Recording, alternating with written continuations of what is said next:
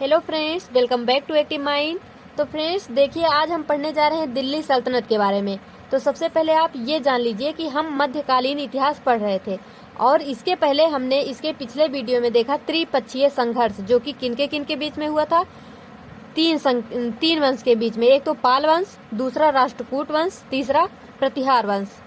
तो ये तीन हम पढ़ चुके थे। तो फ्रेंड्स हम ये देखते हैं, ये जो दिल्ली सल्तनत स्टार्ट करने से पहले, तो सबसे पहले यहाँ देख लीजिए कि 1200 ईस्वी के बाद से 320 वर्षों तक शासन किया। यानी ये जो दिल्ली सल्तनत था हमारा, ये 320 वर्षों तक चला। दिल्ली सल्तनत के 5 राजवंश थे, यानी इसकी 5 डायनेस्टी थी। तो इसको आप ट्रिक से याद रखना कि गुड़ खा तू साले। तो सबसे पहले यहाँ पे देख लीजिए, ये है वंश, यानी ये वंश के नाम है, और ये है इनकी अवधि, मतलब कौन सा वंश कितने समय तक राज्य किया, कब से कब तक। तो सबसे पहले देखिए यहाँ पे है गुलाम वंश, और इसी को हम बोलते हैं मामलूक वंश, या फिर बोलिए गुलाम वंश या मामलूक वंश। ये चला था 1206 ईस्वी से 1290 ईस्वी तक। फिर उसके बाद आता है खिलजी वंश, ये चला था 1290 से 1320 तक। तुगलक वंश 1320 से 1414 तक। सैयद वंश 1414 से 1451 तक। लोधी वंश 1451 से 1526 तक। तो यहाँ पे फ्रेंड्स आप ध्यान दीजिए कि ये जो है खिलजी वंश, ये 30 साल तक, यानी सबसे कम समय तक शासन किया।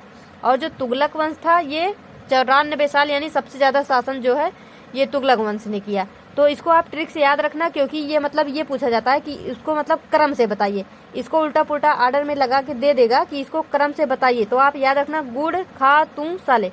गुड़ से मतलब गु से गुलाम हो जाएगा, खा से खिलजी हो जाएगा, तू से तुगलक हो जाएगा, सा से सैयद हो जाएगा, ला से लोधी वंश हो जाएगा। तो इसको आप याद रखना इस ट्रिक से।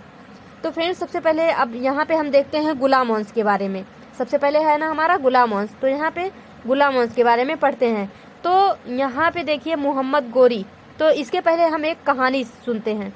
तो फ्रेंड्स ध्यान रखिए, 1191 ईस्वी में तराइन का युद्ध हुआ था, और वो युद्ध हुआ था पृथ्वीराज चौहान और मोहम्मद गोरी के बीच में। तो उसमें जो है 1211 में जब तराइन का पहला युद्ध हुआ था, तो उसमें पृथ्वीराज चौहान जीत गया था और मोहम्मद गोरी हार गया था। लेकिन ये युद्ध जो है तराइन का, ये दोबारा से होता है 1192 ईस्वी में।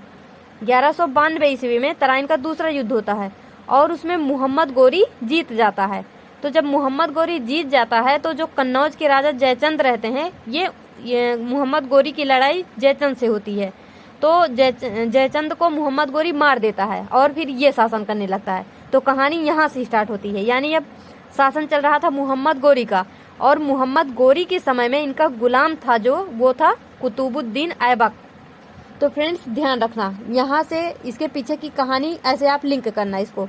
तो मोहम्मद गोरी का शासन चल रहा था, और मोहम्मद गोरी के समय में कुतुबुद्दीन ऐबक एक गुलाम थे, यानी ये गुलाम थे मोहम्मद गोरी के। तो सबसे पहले देखिए आप कि कुतुबुद्दीन ऐबक जो थे, ये गुलाम वंश या मामलूक वंश के संस्थापक थे, यानी इन्होंने ही इसका स्थापना किया था। तो ध्यान रखिए कि मोहम्मद गोरी का एक तुर्की गुलाम था, कौन? कुतुबुद्दीन ऐबक। मोहम्मद गोरी ने कुतुबुद्दीन ऐबक को राज्यपाल बनाया था अपना। फिर मोहम्मद गोरी के चले जाने के बाद, यानी मोहम्मद गोरी के मृत्यु के बाद, कुतुबुद्दीन भारत का स्वामी बन गया, यानी ये जो है राजगद्दी पर बैठ गया, राजा बन गया। और वर्ष 1206 ईस्वी में गुलाम वंश की स्थापना की। तो अगर आपसे पूछे कि गुलाम वंश की स्थापना या मामलूक वंश की स्थापना किसने की, तो आप बताएंगे कुतुबुद्दीन ऐबक, मोहम्मद गोरी नहीं बताना आप। और फ्रेंड्स ये ध्यान रखिए कि ये बहुत ही मतलब उदारशील नेचर के थे कुतुबुद्दीन ऐबक। ये मतलब जो भी इनके राज में रहते थे, ये सब लोगों को असरफियाँ, धन दौलत ऐसे लुटाते रहते थे, देते रहते थे। इसलिए इनके इस रवैये के लिए इनको लाख बख्श की उपाधि दी गई थी। लाख बख्श, ये ध्यान रखना, ये बहुत इंपॉर्टेंट क्वेश्चन है। ये पूछा जाता है कि लाख बख्श की उपाधि किसको दी गई है, तो आप बताना कि कुतुबुद्दीन ऐबक को दी गई है।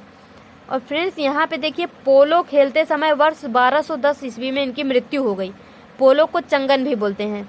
अब ये पोलो होता क्या है फ्रेंड्स, मान लीजिए यहाँ पे एक ये घोड़ा है, ऐसे करके घोड़ा है। तो यहाँ पे ये कुतुबुद्दीन ऐबक इस पे सवार हैं।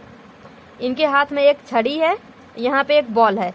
तो घोड़े पे खड़े होके ये बॉल, मतलब छड़ी से बॉल को ऐसे इधर उधर करते रहते हैं। तो ऐसे खेला जाता है। तो मान लो घोड़ा दौड़ा होगा और ये गिरे होंगे, फिर इनकी मृत्यु हो गई। तो ये है, मतलब अगर पूछे कि ऐसा कौन था शासक था गुलाम वंश का, जिनकी मतलब मृत्यु पोलो या चंगन खेलते समय हुई थी। तो आप बताना कि कुतुबुद्दीन ऐबक की। और यहाँ पे देख लीजिए कि 2.5 दिन का झोपड़ा जो कि अजमेर में है। कुव्वत उल इस्लाम जो कि दिल्ली में है, इसका निर्माण किसने करवाया? कुतुबुद्दीन ऐबक ने करवाया। ये बहुत इंपॉर्टेंट है। और यहाँ पे देखिए कुतुब मीनार जो कि दिल्ली में है, इसका निर्माण शुरू कराया। अब इसका क्या मतलब है फ्रेंड्स? जब कुतुब मीनार बनना शुरू हुआ था तो सबसे पहले वहाँ पे डिसाइड हुआ था कि ये मतलब 2 मंजिल बनेगा। तो ये मान लो इसका बेस है ये, लेकिन कुतुब मीनार है कितने मंजिल की? 5 मंजिल की है। 1 2 3 4 5 मंजिल की। तो सबसे पहले देखिए ये जो है इसी एक का निर्माण करवा पाए थे कुतुबुद्दीन ऐबक। ये केवल 1 ही मंजिल का निर्माण कराए थे और फिर इनकी मृत्यु हो गई थी। बाकी का ये जो 3 मंजिल है यहाँ से यहाँ तक, ये इल्तुतमिश ने पूरा करवाया। और ये जो 5वां मंजिल है ये फिरोज शाह तुगलक ने पूरा करवाया था इसका निर्माण। तो इसको आप ध्यान रखना। इसके बारे में हम अभी पीछे और भी डिटेल से पढ़ेंगे। और फ्रेंड्स यहाँ पे देखिए कि ताज उल मासिर जो है इसके लेखक थे हसन ए निजामी। और तारिख ए मुबारक शाही इसके लेखक थे फखरुद्दीन। ये जो लेखक थे ये इनके ही समय काल में थे, यानी इन लेखकों को कुतुबुद्दीन ऐबक ने संरक्षण दिया।